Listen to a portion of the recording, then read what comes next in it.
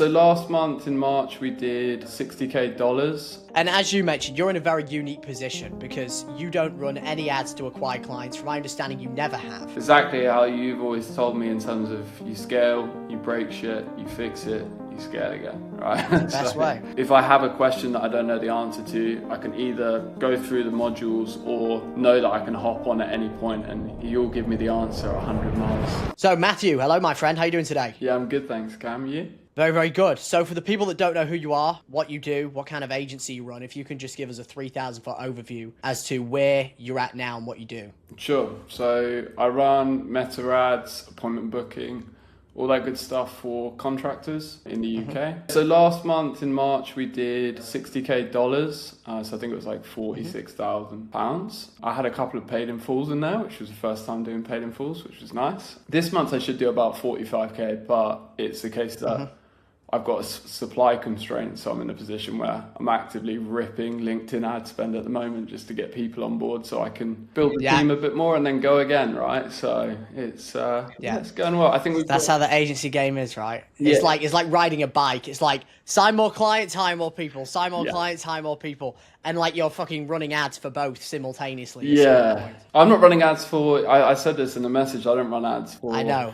It's crazy. For clients, but for staff, before joining you, I didn't really know how to hire people. I was probably going about it in the wrong way in terms of like always looking through organic and just not doing enough volume. Whereas right now I've been like ripping £200 a day just to find the right person, which I think you told me you had a CSM quit at one point and you were just ripping ad spend because you need to get them replaced quickly. So yeah, it's one of those things where you always underestimate the volume, and I probably had a bit of a limiting belief on that. Whereas now I'm just like, I need this person, right? If it's going to cost me 2, 3, 4K in ad spend to find the right person, fix the supply constraint, and then go again, then it's worth it to me, right? So yeah, and as you mentioned, you're in a very unique position because you don't run any ads to acquire clients. From my understanding, you never have. Yeah, that's correct. I did outreach at the start, and then it's all been through like personal brand, and then like probably a lot of like Dream 100 type stuff, people referring in, just building partnerships with the right people. I also have been blessed to like write for the biggest magazine in the space, speak on stage, all that kind of stuff, which has become a key person of influence in the space. So yeah, it's really helped. Yeah. And why do you think that you've been able to grow through word of mouth and referrals? Because like in an ideal world, it's great. I mean, could you, and we've already had this conversation, could you grow faster? Could you go way bigger if you did have a paid channel there? Of course you could, right? Yeah. But if that's not what you're optimizing for, and it's like profit, balance, then having the partnerships that you have is like the best way to run it. I guess for you, what do you think is the difference between you and say any other typical agency? Why do you have a really good referral flywheel where you sign more clients, you get more case studies and more people come to you? I think it's just based on results a lot of the time. A lot of my time right now is hiring people to improve the service even more. So if you're getting results, it becomes quite easy to reach out to the right people and be like, look, you know this person, I've got good results for them. Is there anyone else that you feel like you can have a conversation with them? Is there anyone else that you feel might benefit from this? I also managed to leverage, like at the start, I come from a social media background, so I guess I've leveraged that a little bit with some of the right people. And also that probably helped with the organic social, because I do have, in terms of building my own personal brand, I do have the knowledge in terms of how to do that. So it's probably helped, I think. Yeah, that makes sense. So just overall results, and then it's just compounded through time where you meet one person and then you meet the next. You said you've been on stage a few times as well.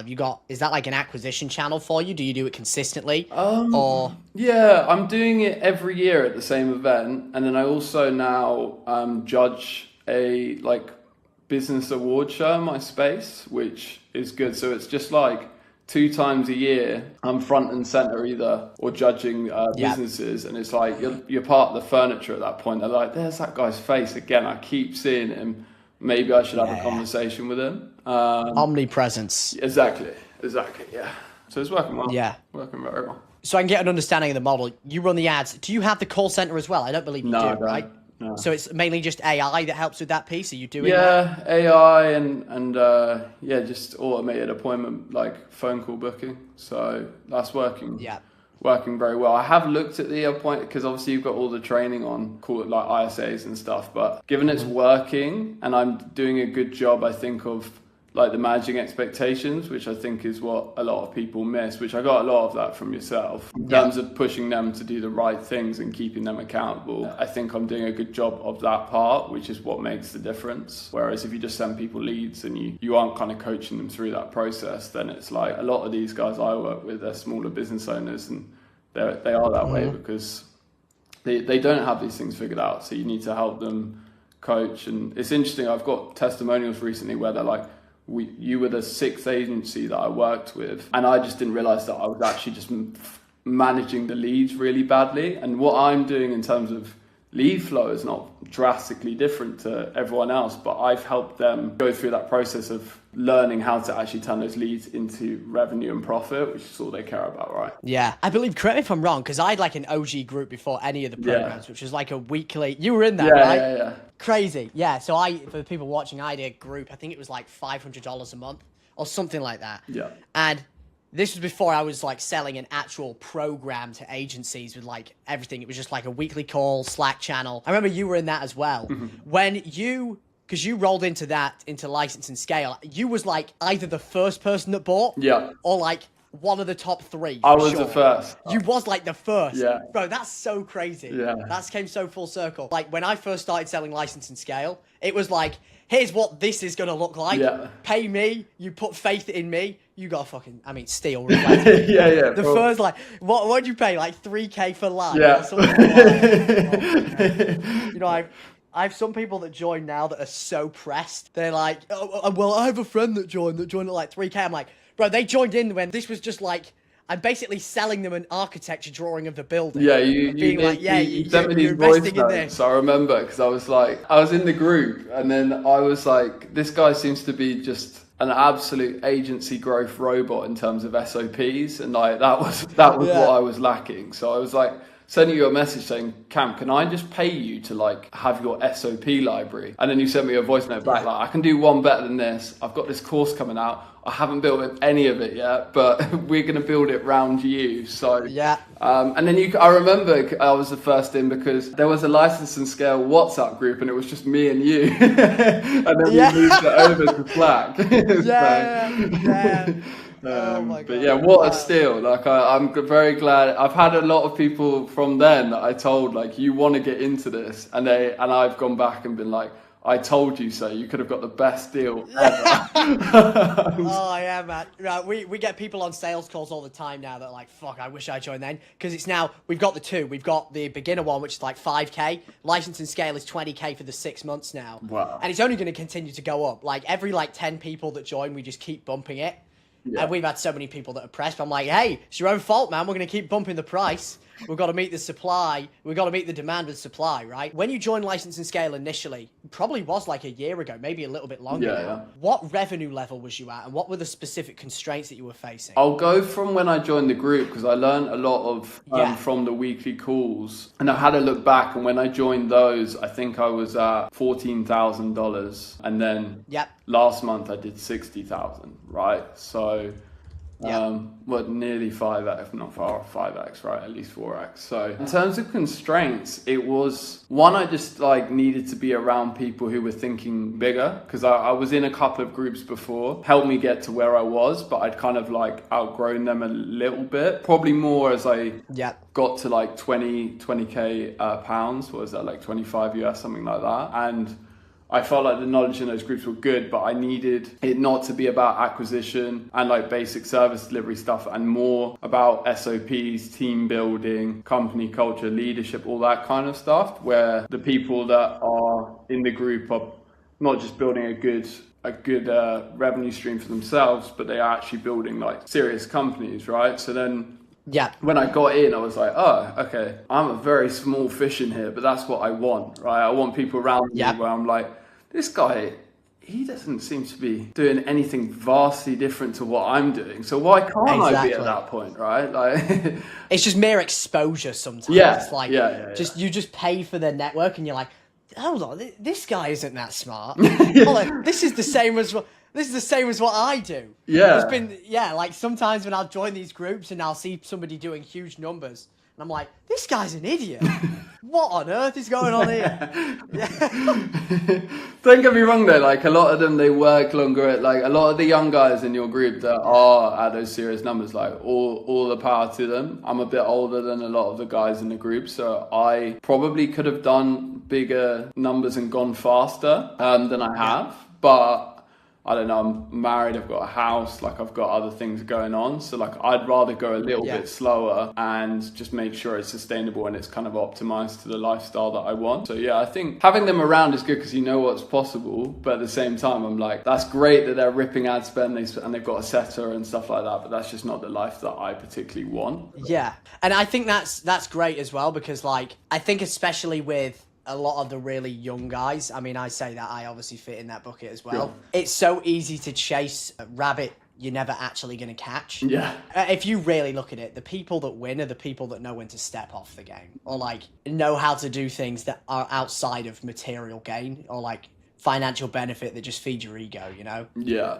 Yeah, because mine was always like freedom, right? Like I'm not quite there yet. I think I'm a couple of hires away from it because I'm currently stuck in delivery in some ways, which is obviously why I'm hiring for the constraint. But it's like the ability to be like, oh, my team are doing everything. What am I actually going to do today apart from sales? Like, which is, yeah, I like the marketing and sales bit. I like improving the product. But like if everything in terms of like the day-to-day is handled, which I don't think I'm too far away from, although I struggle to step back a little bit sometimes and let go of control. I think I'll have that freedom that I'm looking for, where I could go on holiday for a few days and nothing would happen, right? So yeah, it's exciting, very exciting. Yeah, no, I like that. And so for you to go from like 15 to 60, what would you say were the biggest levers that you pulled to get there? Because obviously like when you're at 15, chances are it's maybe you and like one VA. You probably don't have a huge team.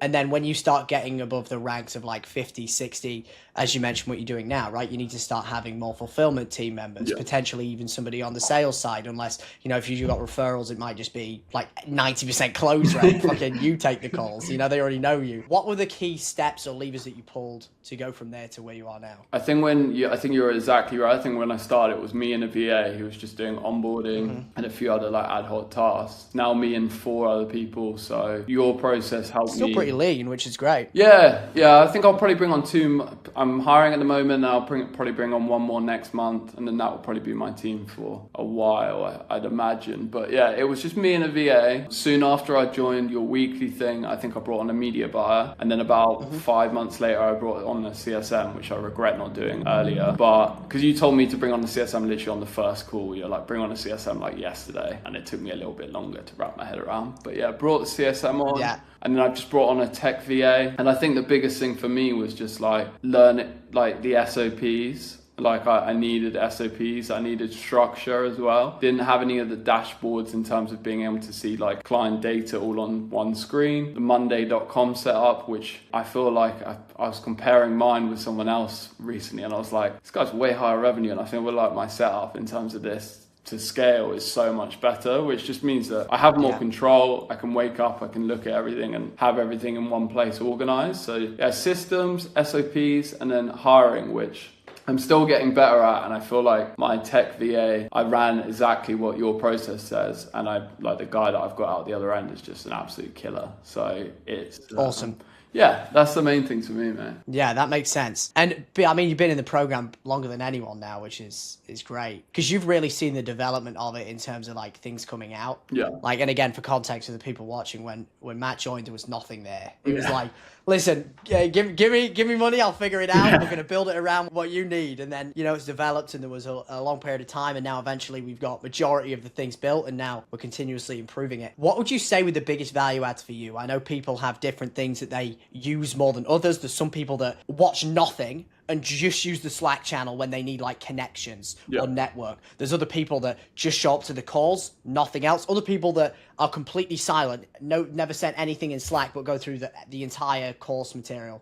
What specifically for you was the biggest value add, or what helps you grow the fastest? I think the SOP libraries, as I was saying, like I think those have been really, really helpful. I probably, even with the results that I've got, I've probably not been through, like there's so much more content that I need to go through, but it's just the fact that if I have a question that I don't know the answer to, I can either go through the modules or know that I can hop on at any point and you'll give me the answer at 100 miles an hour, right? Like yeah, that's me.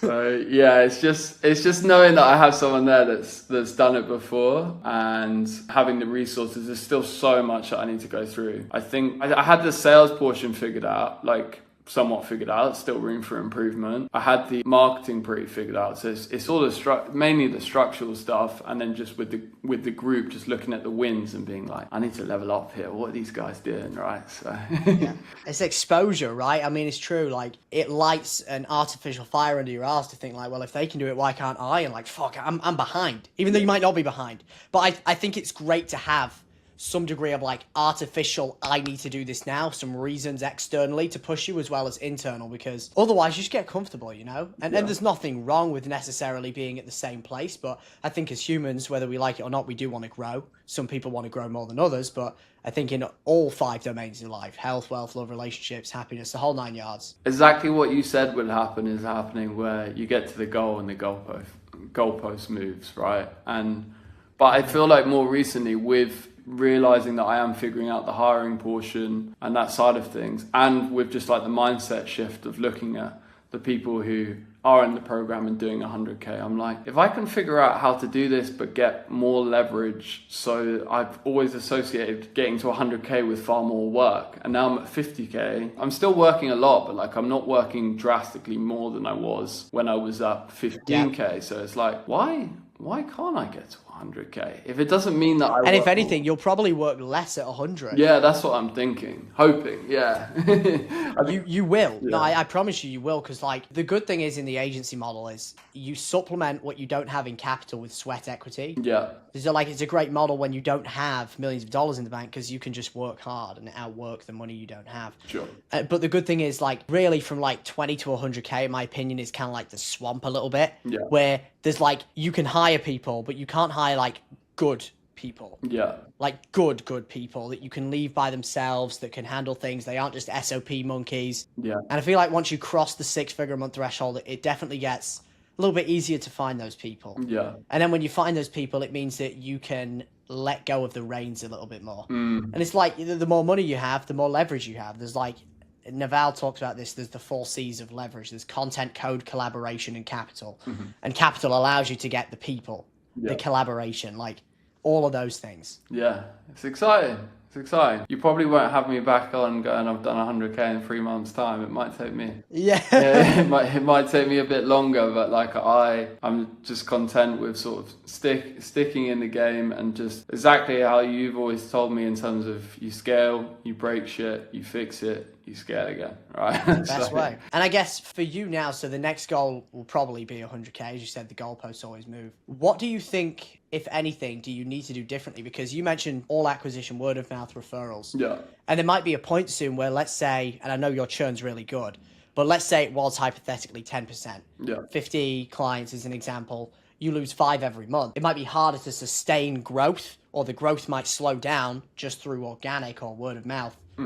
Have you thought about that? Do you see that being a problem? What's your plan to go from here to there? I have thought about running paid ads, but I just have so much demand. Like I've had to stop posting on my profiles, which is probably dumb because I could probably just create a wait list or whatever. But every time I post, like I just get booked meetings, and I got video testimonials I hadn't posted and that kind of stuff. But I mean, if it gets to the point where I feel like I have the team in place and the amount of supply is drastically higher, and I'm like, oh, I can bring on 10 clients a month and we can grow quite quickly, and I've SOP'd up all of my portion of, which I've done most of already in terms of onboarding and stuff. I'm not too involved, which feels amazing. But if it's at that point, then yeah, I'm open to running paid ads. I just feel like with the way that I'm going about it currently, there's so many agencies targeting my space. So I'm like going a bit against the grain and like, I don't know, sponsoring charities in my space. And like, I'm sponsoring an event award next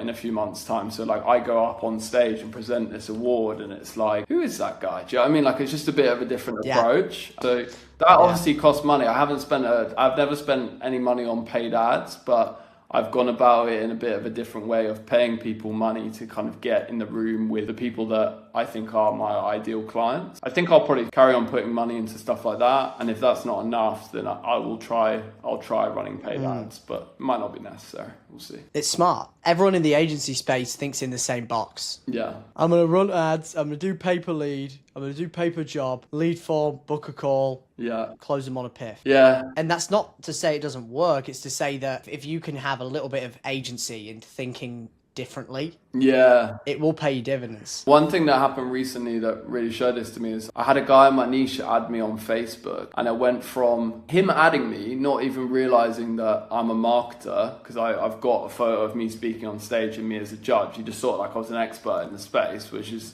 by design. Having a conversation through Facebook, to him realizing I was a marketer, to still being interested based on that, looking at my profile and stuff, the authority, I guess is what I was looking for. And then booking a call, and then actually at the end of the call asking if you could pay in full. And that happened in the space of like 24 hours. Never heard of me before that, but and I asked him on the call, like, well, what are you doing? Have you ever worked with an agency before? And he was like, no, because I don't trust any of these fucking people. And I was like, well, how am I different? He's like, well, I added you on Facebook and I didn't even know you didn't come across very differently, right? So yeah, I think going against the grain has helped me a lot.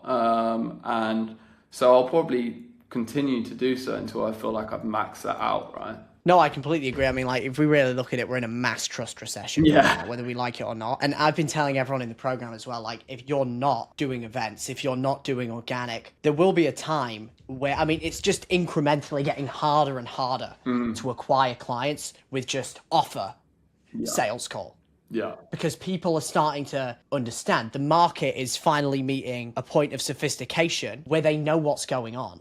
Yeah. A prime example of that with AI right now is there's a very, very small percentage of people that understand what OpenClaw is, what Manus is, even that are using Claude Code. So like there's going to be the next 1 to 3 years where people make a ton of money with this stuff. And then most markets are going to sophisticate and adapt and understand that, oh, this agency I've been paying $5,000 a month to send my bookkeeping is just using Claude. And then eventually the same thing will repeat. It's like every cycle eventually comes to an end and then the cycle repeats again with something new. So I completely agree. And I think what you're doing is the best thing you can do because nobody else is doing it. Yeah.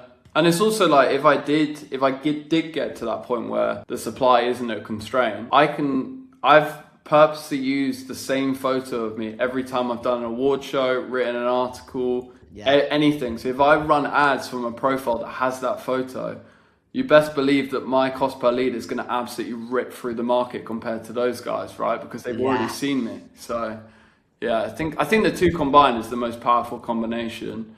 It's just, it takes time investment to build up the personal brand, and a lot of people want those quick wins, whereas I was like, I don't want to go as quickly as that, and I don't want to have as many sales calls as that. So yeah, my closing rates are insane compared to what I'd imagine it would be from paid ads. So yeah, it's cool. Yeah, and that's the great thing about building a brand. The good thing is nobody wants to do it. It's not like ads where you get the immediate hit of, oh my God, I got a lead, I got a close. Yeah. But getting closes from organic is the best thing ever because it's so easy. Yeah. So easy. I tell my sales team all the time, specifically for License and Scale, if they get on with someone organic, they are the equivalent of a cash register. They just need to collect the money. Yeah. Like there's really no sales call to be done. It's just like, yeah, it's this price. Give me your money because you already know us, like us, trust us. You're going to buy anyway. Yeah. Like... Yeah, it's funny with the, like the frame of like, what I'll do is ask you a few questions just to see if you're a fit. Like people to that frame with me, like they've been like, at the end of it when I've asked all the questions, they're like, so can we work with you? And I'm like, yeah, the good news is, and it's like, it just changes it completely because it actually feels like I'm interviewing them sometimes. Whereas from paid ads, it's like, well, yeah, I saw your ad, and it's hard to keep that frame without getting combative with the potential client. Yeah. Well, Matt, I appreciate having you on, man. All Let's keep good. crushing. For sure. And yeah, I think a lot of people are. I know there's a lot of people that watch this stuff that probably see all the people that aggressively scale, and they probably do ask, well, what about if I want more balance? What about if I have a family? What about if I have other priorities in life? And I think this is a great example of exactly how to do that. So thank you for coming on, man. All good, mate. Thanks for having me.